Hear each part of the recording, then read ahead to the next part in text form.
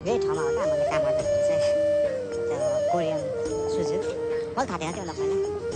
एकदिन दाइलेको सुजु ट्राई गर न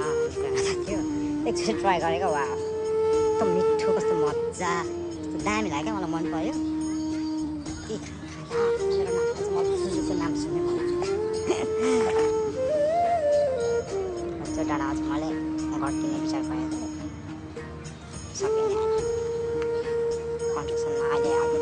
कामको सर्टेज छ त कामै पाउँदैन अब जस्तो एरियामा त यो देखिन चाहिँ पछाडि भन्थ्यो त्यो जान्छ सेकेन्ड फ्लोरमा मैले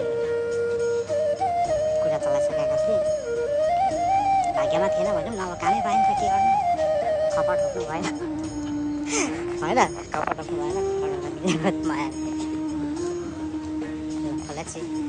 how try on this also यहाँ ठिक हो यही पछाडिको बेडमा सुविधाजनक छ नि त यहाँ हुन्छ प्लेग्राउन्ड कता पार्क छ बास्केटबलको